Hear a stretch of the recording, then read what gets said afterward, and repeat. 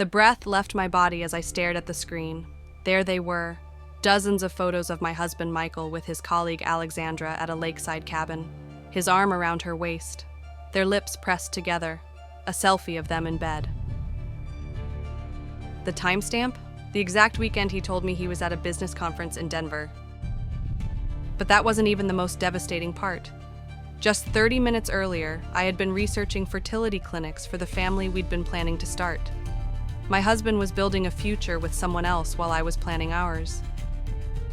This is the story of how my 8-year marriage unraveled in a single afternoon, and the unexpected strength I discovered in its aftermath.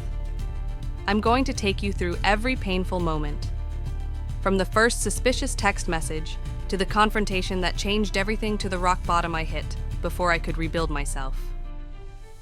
I'm Emma, 31. Michael and I met during our final year of college.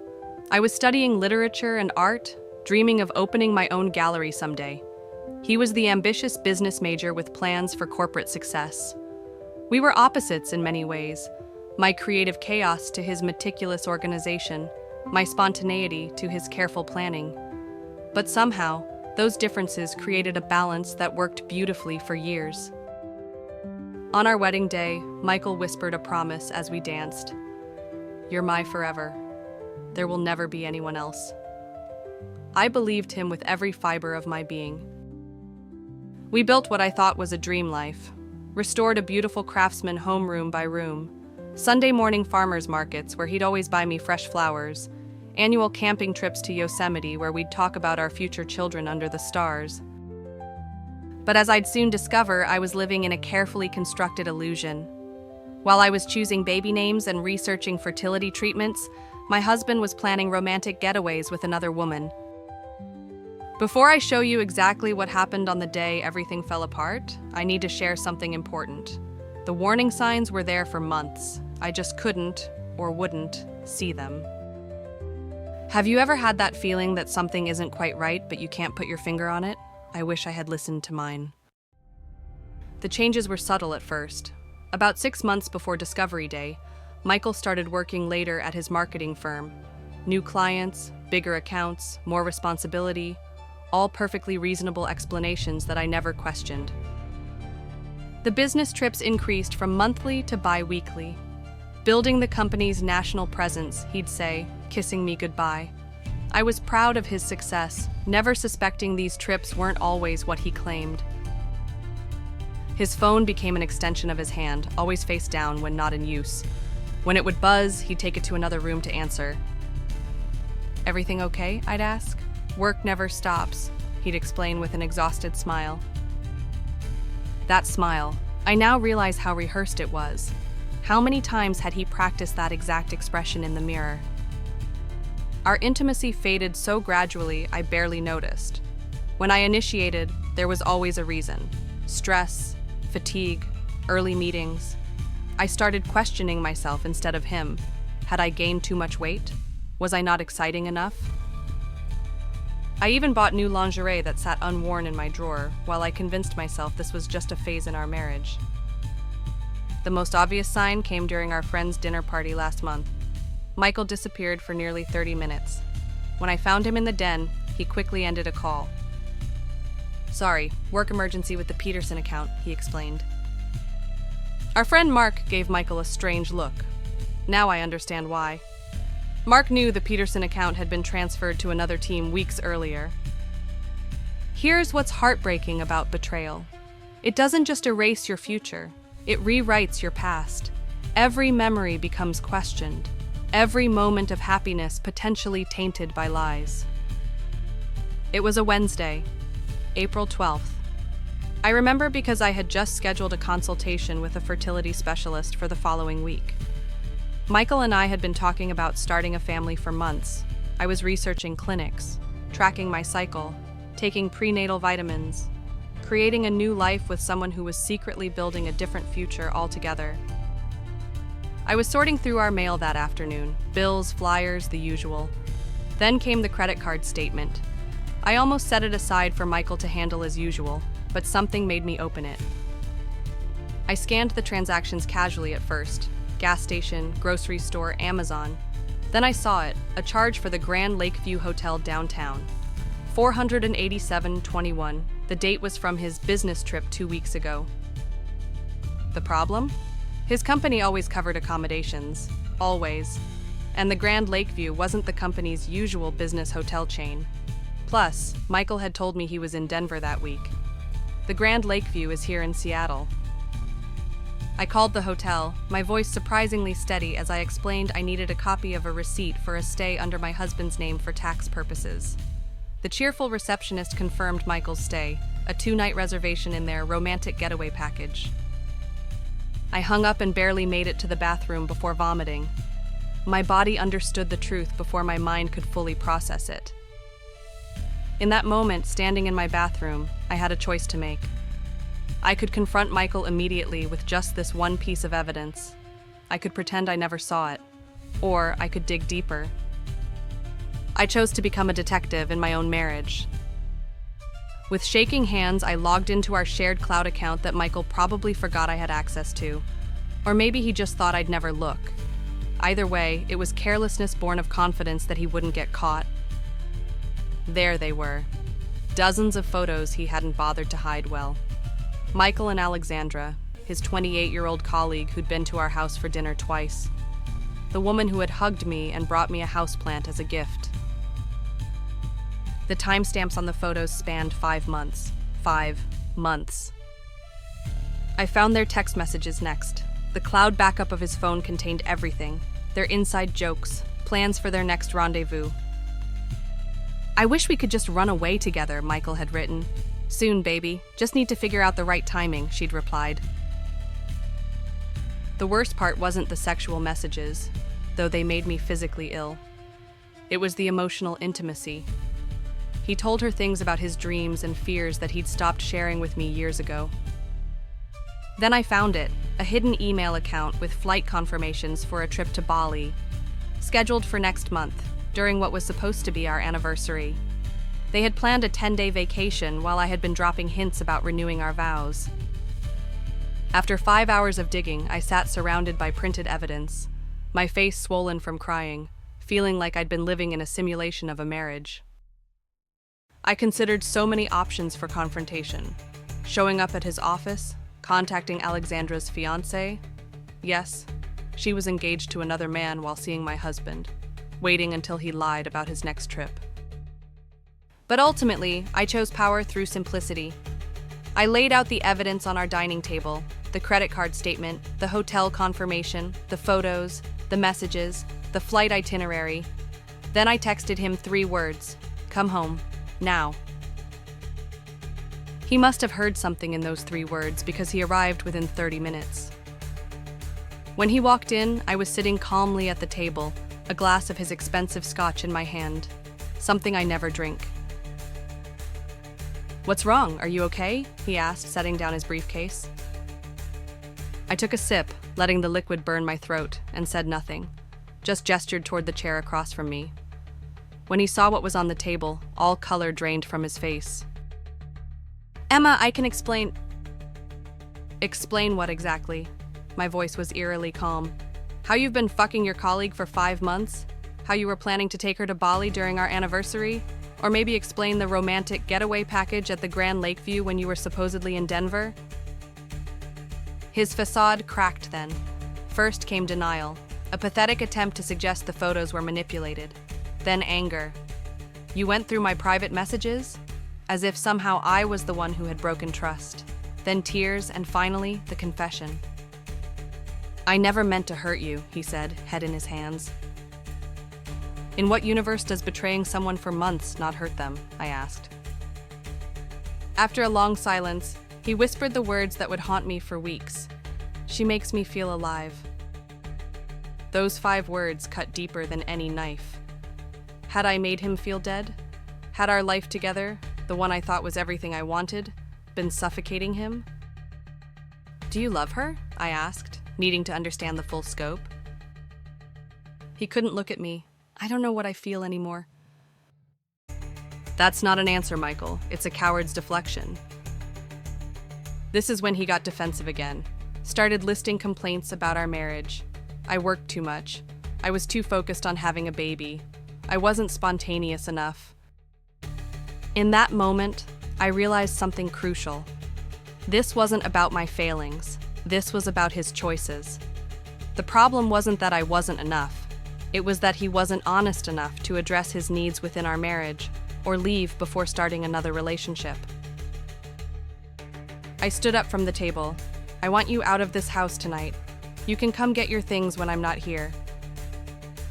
Emma, please, we should talk about this. We just did. For 8 years, I thought we were building a life together. Now I know you were just building lies. I walked out of our home that night, not knowing if I'd ever want to return to a space so filled with deception. I called my sister Kate from my car, somehow managing to explain between sobs what had happened. That night, I slept on Kate's couch, though slept isn't the right word. I stared at the ceiling for hours, my mind replaying every moment of our relationship, searching for the exact point where truth became lies. The week after Discovery Day was a blur of practical logistics and overwhelming emotion. I stayed at my sister's place while Michael packed some things from our house. I contacted a lawyer, Lori, a divorce attorney recommended by a friend who had been through something similar. Unfortunately, I see this scenario more often than you'd think, Lori told me. The good news is, you have clear evidence of infidelity, which can matter in some aspects of the settlement.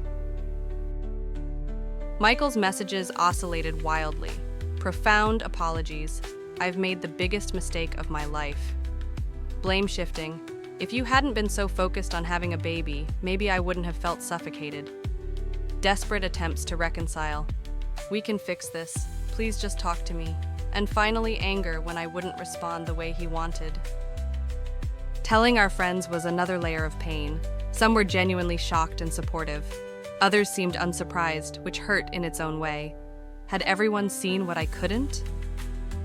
I suspected something when he mentioned the Peterson account that night, Mark admitted. I didn't know how to tell you. I wasn't certain. Then came a decision I struggled with, whether to tell Alexandra's fiancé, Chris. In the end, I felt he deserved to know, just as I would have wanted someone to tell me. I sent him an email with some of the evidence. Not everything, just enough for him to understand the truth of his relationship. Chris called me the next day.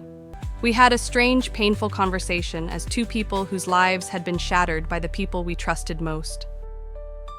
Did you know, he asked, before you found the evidence?